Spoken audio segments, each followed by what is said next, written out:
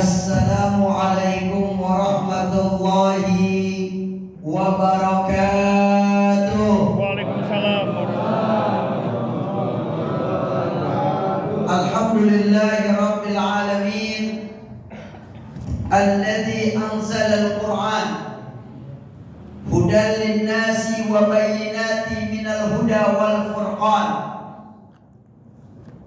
Asyhadu an la ilaha illallah wa asyhadu anna Muhammadan abduhu wa rasuluh la nabiyya ba'dah. Allahumma salli wa sallim ala sayyidina Muhammadin al-fatih lima ughliq wal khatim lima sabaq nasiril haqqa bil haqq wal hadi ila siratikal mustaqim wa ala alihi wa sahbihi wa miqdarihil azim. Amma ba'du. Ibadallah, faqala Allah ta'ala fil Qur'anil Karim wa huwa asdaqul qailin. A'udzu billahi minasy syaithanir rajim. Bismillahirrahmanirrahim. Syahru Ramadan alladzi unzila fihi al-Qur'an hudan lin-nasi wa bayyinatin minal huda wal furqan. Wa qala Rasulullah sallallahu alaihi wasallam, iqra'ul Qur'an fa innahu ya'ti yaumal qiyamah syafi'an li ashabihi. Shadaqallah wa sadaqa rasuluhul karim wa nahnu ala dzalika minasyahidin syakirin walhamdulillahi rabbil alamin. Yang sama-sama kita muliakan segenap pengurus Masjid Jami Nurul Hidayah, semua anggota pengurus DKM, semuanya dari ketuanya, wakilnya, bendahara, sekretaris, dan segenap yang mengurus daripada masjid ini, kita doakan mudah-mudahan mereka semua panjang umur, sehat walafiat, dalam keadaan bertakwa kepada Allah, dan mudah-mudahan semuanya husnul khatimah. Amin ya rabbal alamin. Jamaah sholat tarawih, sholat isya, sholat tarawih, sholat witir, Bapak, Ibu, pemuda-pemudi, anak-anak, saya juga mendoakan semuanya yang hadir, baik yang berada di dalam masjid atau yang berada di luar masjid atau yang mendengarkan saya di live streaming di YouTube www.com.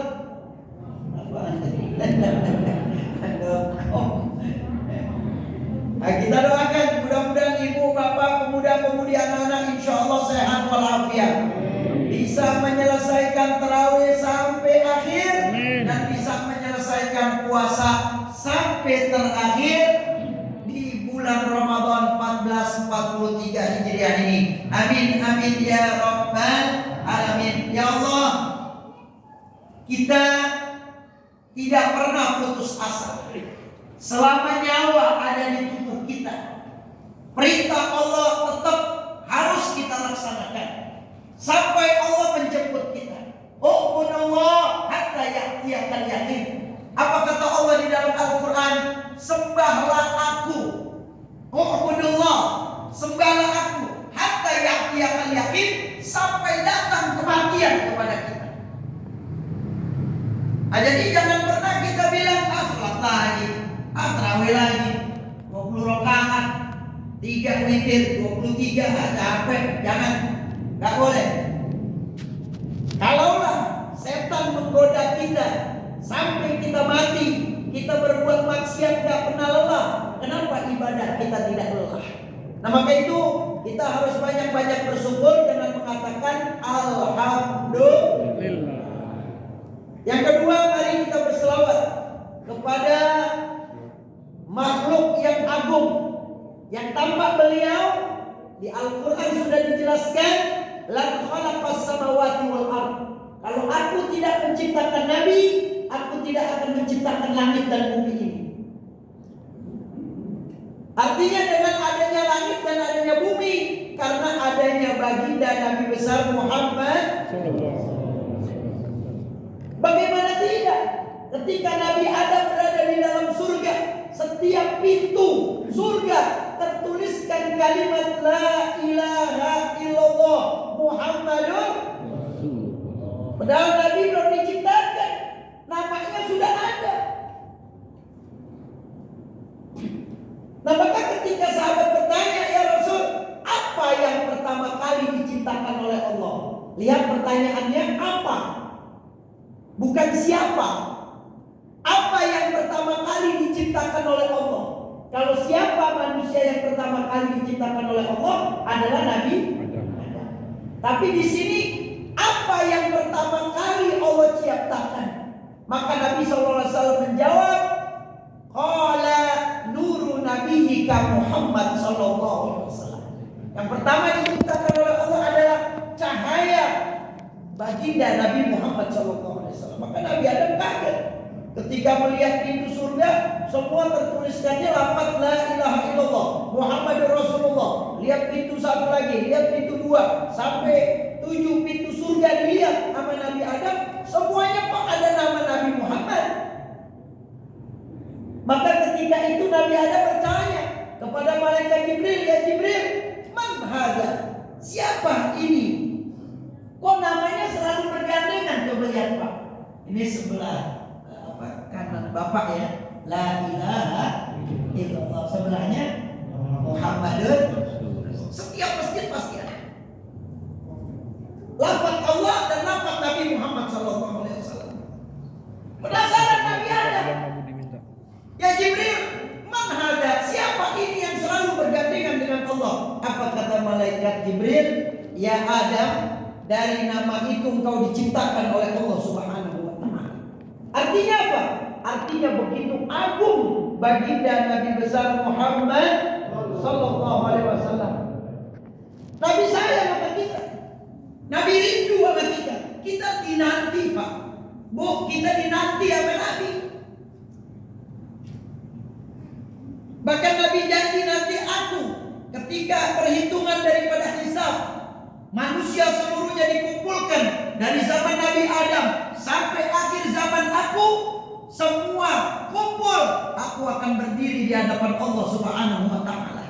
Aku akan lihat umat-umatku satu persatu dan aku akan minta kepada Allah syafaatil uzma, yaitu pertolongan yang besar yang akan diberikan kepada aku oleh Allah Subhanahu wa taala. Ini kita umat yang luar biasa. Nah, maka itu pengurus Masjid Nurul Hidayah mengadakan peringatan Nuzulul Quran. Ini setiap tahun kita adakan. Mungkin tahun kemarin hanya biasa saja karena mungkin masih PPKM. Tapi tahun ini kita adakan, Masya Allah, tabarakallah, setelah sholat tarawih, witir, berjamaah, kita adakan hadirin. Apa arti nuzulul Quran? Nuzul artinya turun. Al-Quran artinya turun Al-Quran. Bagaimana proses turunnya Al-Quran? Jadi subhanallah, ini bulan suci Ramadan. Kenapa 12 bulan?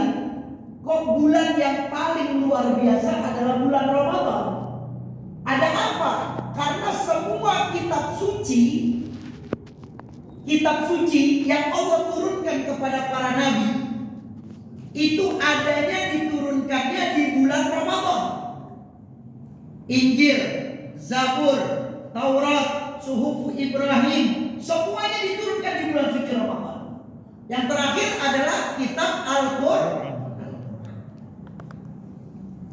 Nah, maka bulan ini menjadi mulia karena semua kitab suci yang Allah turunkan itu diturunkan di bulan suci Ramadan. Di antaranya Al-Quran tanggal 17 Ramadan. Malam ini Pak. Kalau di Mekah kemarin, ini sekarang di Mekah mau maghrib. Di sana maghribnya jam 6:30.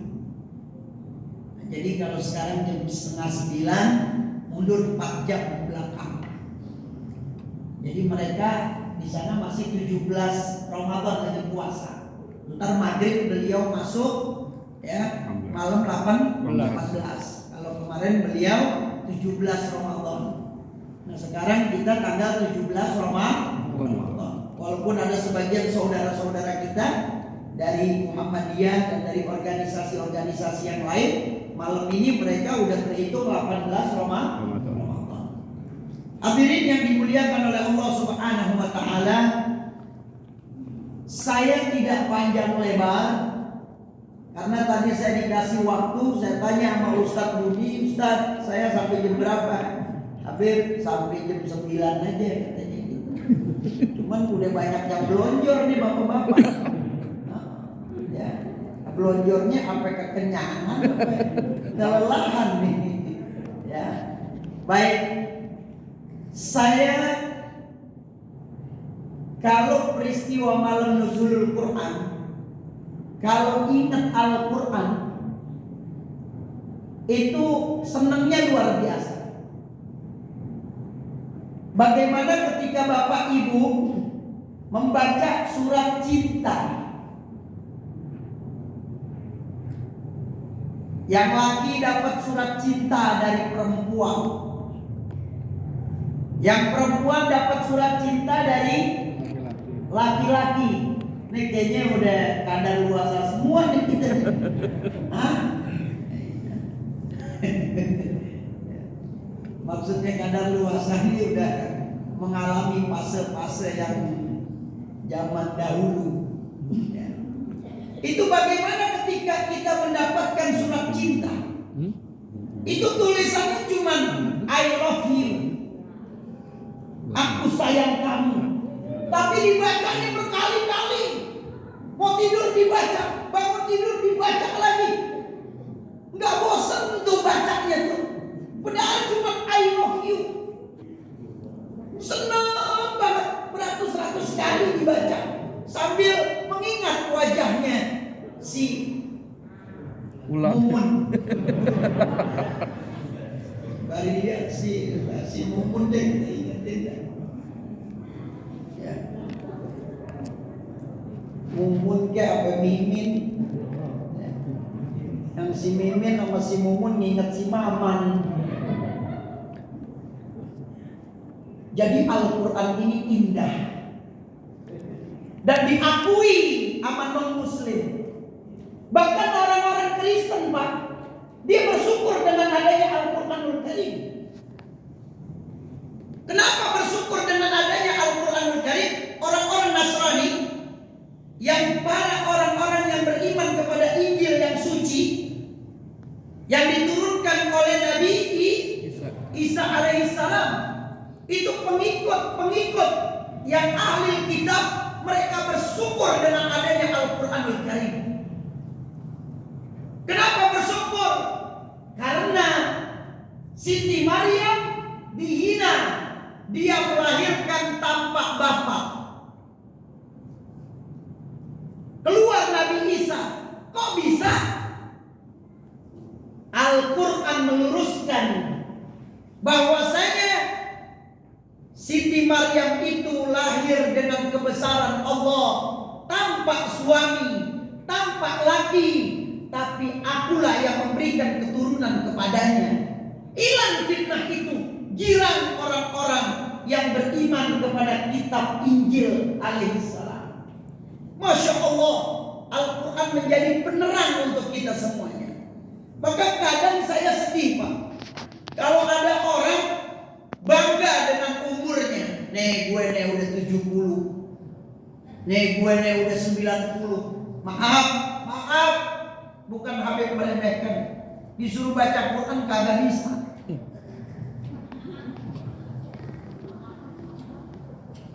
Nih saya pensiunan ini, nih saya dulu menteri, nih dulu saya TNI, nih dulu saya polisi, nih dulu saya kejaksaan, nih dulu saya ini. Wah, bangga dengan, nggak apa-apa, itu hak Anda.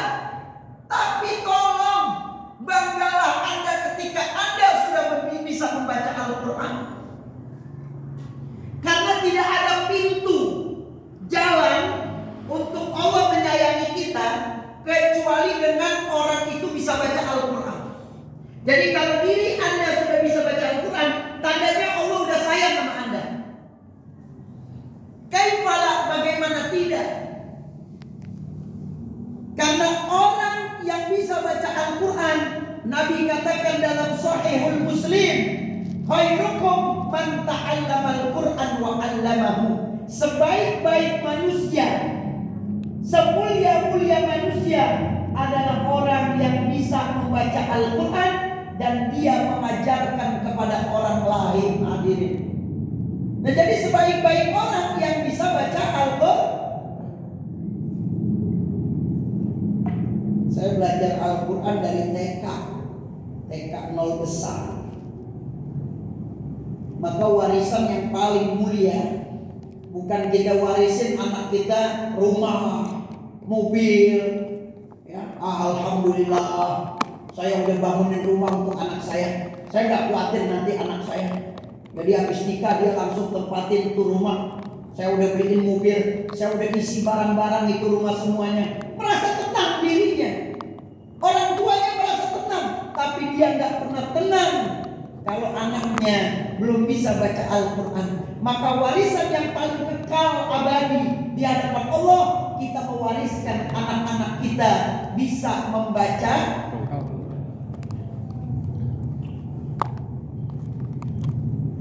Maka alhamdulillah Pak, saya berusaha sebagai seorang ayah beserta istri saya sebagai seorang ibu. Saya bilang sama istri saya, pokoknya anak-anak harus bisa baca Al-Quran.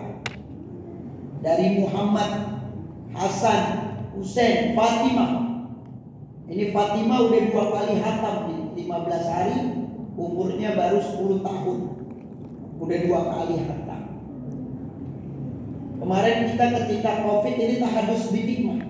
Artinya saya berbicara seperti ini, saya pengen Bapak Ibu juga mewariskan kepada anak-anaknya bisa membaca Al-Quran. Karena jujur Pak, jujur, ketika Anda meninggal dunia, itu yang pengen didengar adalah bacaan Al-Quran, bukan tangisan anak kita. Bukan. Anak kita nangis, bukan itu yang kita pengen dengar Pak. Itu nyawa kita ketika pengen dicabut oleh malaikat Israel, itu nyawa pengen mendengar suara Al-Quran, bukan suara tangisan. Nah, kalau kita nggak mewarisi anak-anak kita baca Al-Quran, bagaimana kita ketika meninggal nanti? Maka rugi kita punya kesempatan untuk membaca Al-Quran. Ya, malah kita banyak megang HP, banyak nonton TV, banyak peduli dengan berita-berita. Itu nggak apa-apa. Tapi tolong dong peduli sama pribadi kita masing-masing. Kita belum bisa baca Al-Quran. Tadi saya katakan Allah itu tandanya sayang sama kita. Kita itu diberikan oleh Allah bisa membaca Al-Quran. Oh, bagaimana tidak? Sholat 5 waktu kan harus pakai Al-Quran.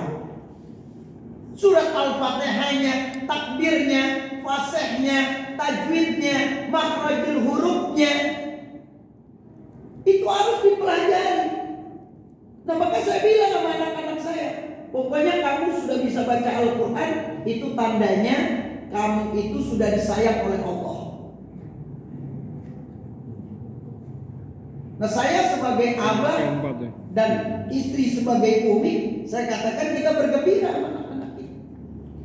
Kemarin ketika bulan Ramadan, ketika Covid, ya, yang pertama kali datang itu kita sebulan itu hampir bisa menghatamkan anak saya yang namanya Husain itu 10 kali menghatamkan Al-Quran di bulan suci Ramadan. Nggak masuk akal.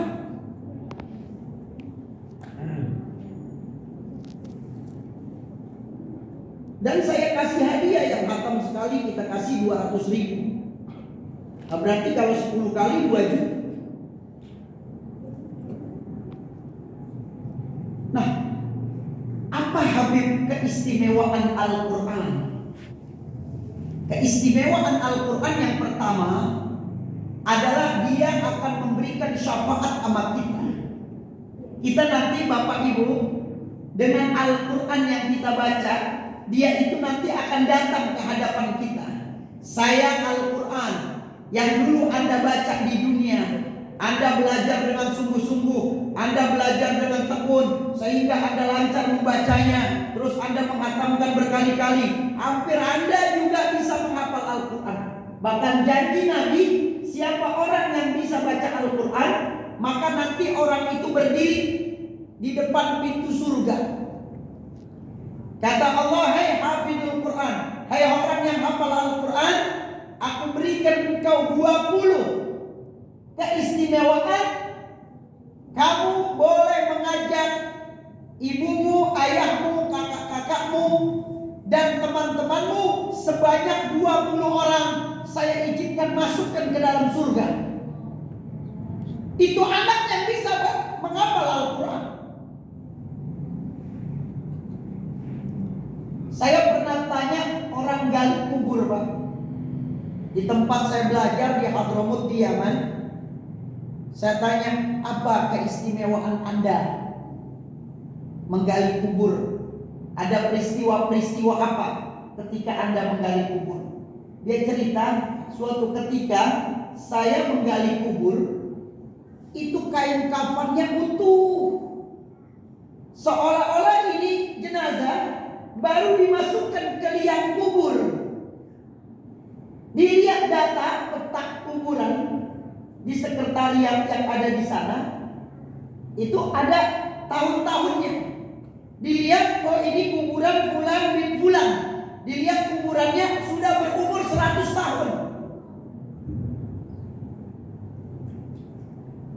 Itu janji Allah. Siapa yang menghafal Al-Quran tidak akan disentuh kain kafannya, bukan tubuhnya.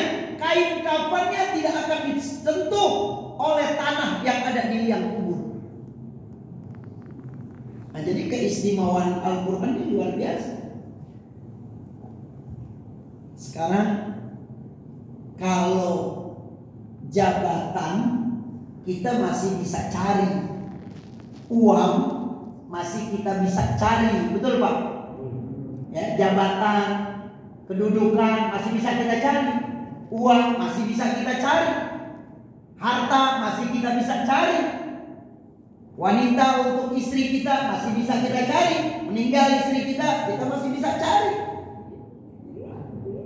Tapi yang namanya umur nggak bisa kita cari lagi. Maka umur itu adalah mutiara, berlian, mahal, nggak bisa dicari lagi. Ini kita udah sholat tarawih tadi sama witir. Itu waktu yang tadi ataupun umur yang tadi itu nggak bisa lagi kembali. Nah, maka ketika kita masih punya nyawa, ketika kita masih sehat, jangan kita habiskan waktu kita untuk hal-hal yang tidak baik.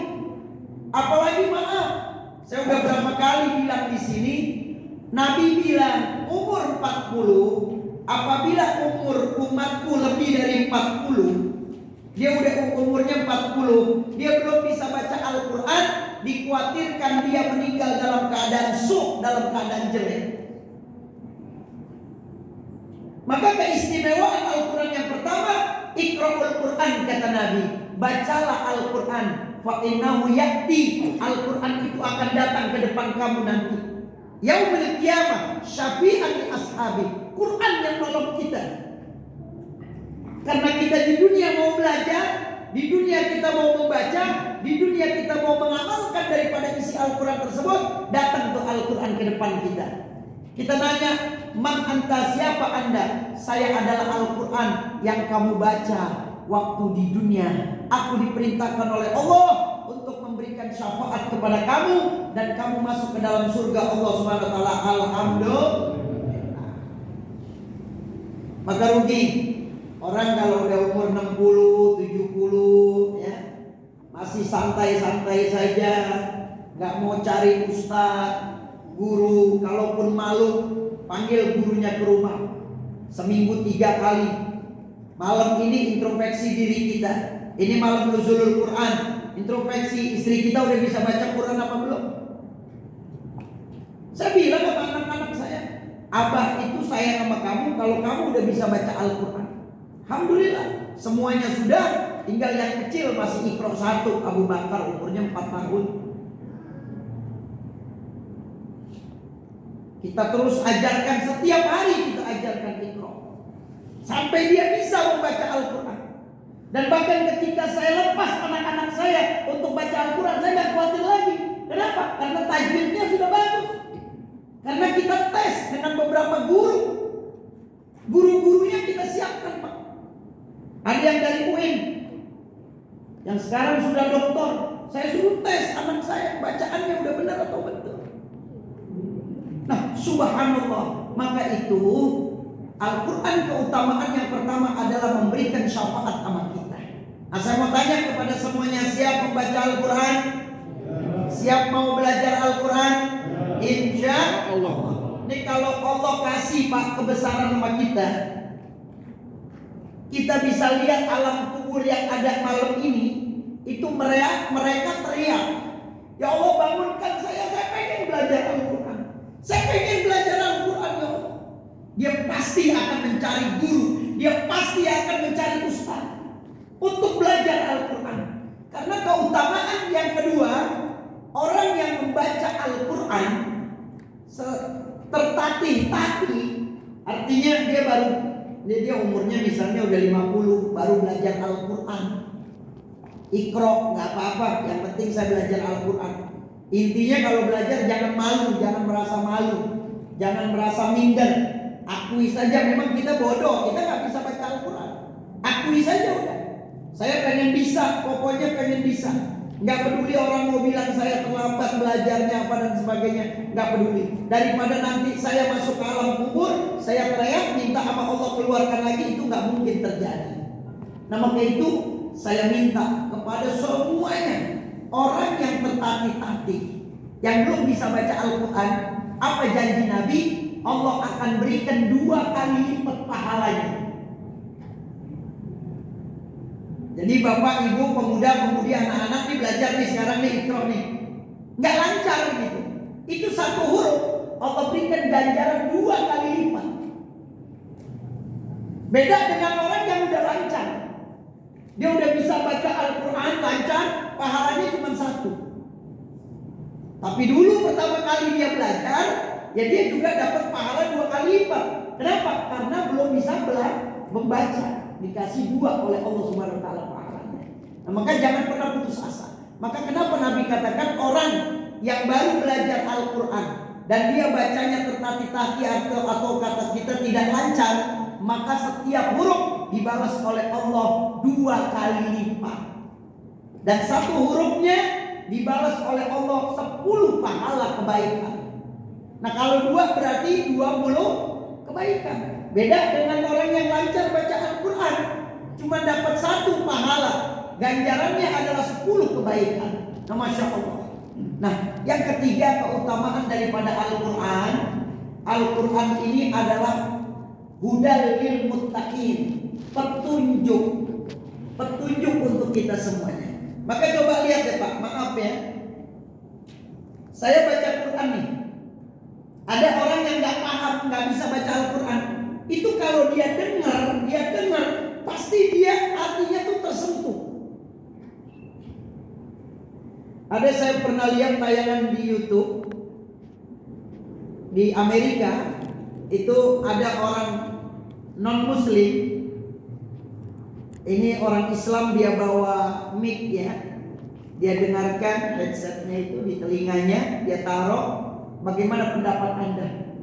Ditanya sama orang non-Muslim, ini apa? Ini Al-Quran, kitab sucinya umat Islam. Ini orang non-Muslim ini bilang apa? Aku baru dengar suara yang indah seperti ini. Subhanallah. Bahkan di Eropa sekarang itu banyak orang yang masuk Islam.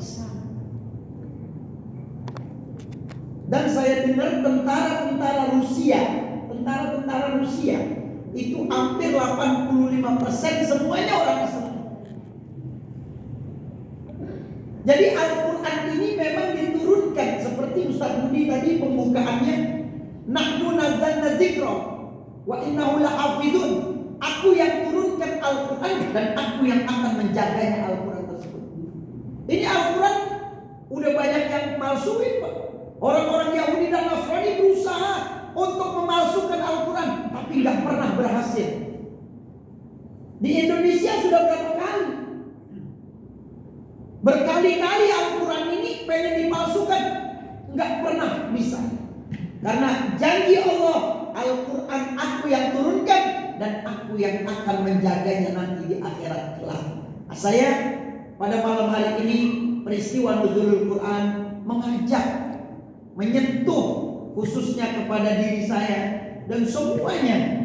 Anda boleh mewariskan anak-anak Anda harta, silahkan itu hak Anda. Anda udah persiapkan anak saya 5. Saya udah persiapkan yang nomor 1 200 meter. Sudah saya bangun rumahnya. Nanti ketika dia selesai kuliahnya, selesai wisuda, dia nikah, sudah ada rumahnya. Wah, disiapkan semuanya untuk anak-anaknya. Tapi apakah kita pernah berpikir anak kita sudah bisa membaca Al-Quran? Itu yang kita pikirkan. Anak yang sayang sama orang tua itu perhatian sama orang tuanya. Ayahnya, ibunya sudah bisa baca Al-Quran atau belum? Belum, panggilkan ustaz. Ayah, kebetulan saya punya seorang guru Al-Quran. Saya pengen ayah juga belajar sama dia, sehingga ayah bisa membaca Al-Quran. Itu tandanya anak yang sayang sama orang tua. Kadang maaf, seorang anak ditandai sayang sama orang tua kalau anak itu sudah bisa memberi kepada orang tua berupa rumah. Oh, diberangkatin haji, diberangkatin umroh. Oh, anak saya sih sayangnya sama saya luar biasa. Saya dibeliin mobil, ya, saya dibikinin rumah, terus lagi kemana-mana udah ada supir, ya, nggak ada supir pakai Grab, ya. Disiapin semuanya. Tapi nggak pernah tuh anak itu berpikir, ya Allah, bapak saya belum bisa baca Al-Quran, saya panggilin ustaz. Oh, ibu saya belum bisa baca Al-Quran, dipanggilkan ustazah, datang ke rumah. Ustaz, saya pengen abah saya, ayah saya bisa baca Al-Quran. Tolong ustaz datang ke rumah saya seminggu 3 kali agar ayah saya bisa membaca Al-Quran. Sekaligus saya juga belajar sama ustaz. Subhanallah, itu anak yang memikirkan bacaan Al-Quran ayah dan ibunya. Insya Allah anak itu akan hidup bahagia dunia wal akhirat. Sekali lagi saya minta kepada semua jamaah jawabannya yang keras, siap mau belajar Al-Quran? Siap belajar Al-Quran? Betul? Insya Allah. Jangan pernah malu, Pak. Sampai kapan kita malu? Sampai kapan? Gak ada berhentinya, Pak. Kita bakal pisah sama istri kita. Ibu sebagai istri akan pisah kepada suaminya. Kita akan pisah sama anak-anak kita. Kita akan masuk ke alam kubur fardan, sendiri-sendiri, gak ada temannya. Bahkan Nabi katakan yang menerangi alam kubur kita adalah bacaan Al-Quran kita. Kalau Nabi sudah mengatakan yang menerangi kuburan kita adalah bacaan Al-Quran kita, kenapa kita nggak mau baca tadi? Ayo Bapak Ibu, pemuda-pemudi, anak-anak yang dimuliakan oleh Allah Subhanahu wa taala, peringatan nuzulul Quran Masjid Jami' Nurul Hidayah ini kita jadikan semangat untuk kita mau belajar Al-Quran. Cari guru, baik yang berada di lingkungan kita atau mau panggil guru yang dari luar, silahkan. Yang penting Anda bisa baca Al-Quran. Saya sudah bikin program, Ustadz Budi, ya. Itu saya bikin program di daerah Pancoran. Ada murid saya di sana, kebetulan aktivitasnya dengan Bapak RW, Bapak RT. Itu saya bilang sama Bapak RW, tolong data masyarakat yang belum bisa baca Al-Quran. Kalau bisa di musola atau di masjid, bikin jadwal hari Senin giliran RT 1, hari Selasa giliran pengajian RT 2. Itu udah diterapkan, Pak, di Pancoran. Itu orang-orang tuanya itu sudah bisa baca Al-Quran sekarang semuanya. Itu program. Jadi yang bayar iurannya, hadiahnya untuk ustadz tersebut itu dari RW diambil, dari urunan masyarakat yang ada. Jadi subhanallah nggak ada istilah malu, didata Bapak RT-nya, Bapak RW-nya bersama dengan pengurus majelis taklim yang ada di sana didata. Dia buat program, ada program harian, ada program sehari itu ada berapa kali belajar, yang anak-anak jam berapa, yang anak-anak dewasa, yang orang tua ada jamnya masing-masing. Tentu antara anak-anak dengan orang tua nggak dicampur. Kalau dicampur malu. Anak-anak udah Al-Quran, bapak-bapak baru ikro. Diledekin sama anak-anak, ya ikro, kakek. Kan malu akhirnya. Ya gue malu deh, baru belajar gue udah dikatain. Dipisah. Yang udah sepuh dipisah. Jujur Pak, jangan pernah malu. Dan kalau disalahkan sama ustadz, ya Anda jangan putus asa. Gue ngaji disalahin terus. Ya namanya salah, masa mau dibetulkan? Gak mungkin. Nah maka itu saya minta kepada semuanya, ayo bergerak. Yang sudah bisa baca Al-Quran, Anda wajib mengajarkannya. Kesian, paling bantar istri kita, paling dekat anak-anak kita ajarkan keluarga kita. Kalau Anda gak mampu untuk mengajarkan orang lain, ajarkan istri kita, ajarkan anak-anak kita Al-Quran. Mudah-mudahan insya Allah jaga kita semuanya. Allah jadikan kita menjadi ahli Al-Quran, orang yang sebaik-baik orang, yaitu yang bisa membaca Al-Quran, yang mau belajar Al-Quran, yang mau mengajarkan Al-Quran. Dan insya Allah berikan kasih sayang kepada kita. Ya Allah, kalaulah pada malam hari ini malam ke-17 Nuzulul Quran, tolong ya Allah berikan hidayah kepada kami, berikan furqan kepada kami ya Allah. Rabbana zalamna anfusana wa illam taghfir lana wa tarhamna lanakunanna minal khasirin. Wa sallallahu ala sayyidina Muhammadin wa ala alihi wa sallam. Walhamdulillahi rabbil alamin. Allahumma rahamna bil Quran waj'alhu lana imaman wa nuran wa hudan wa rahmah. Allahumma dhakkirna minhu ma nasina wa 'allimna minhu ma jahilna warzuqna tilawatahu ana al-laili wan-nahar waj'alhu lana hujjatan ya rabbal alamin. Sekali lagi tolong jawab pertanyaan saya, mau gak dicintai oleh Allah? Mau gak disayang oleh Allah? Siap belajar membaca Al-Quran? Siap membaca Al-Quran? Insya Allah. Terima kasih. Mohon maaf kurang dan lebihnya. Hadanallahu wa iyyakum ajma'in. Assalamualaikum warahmatullahi wabarakatuh. Waalaikumsalam. Wabarakatuh.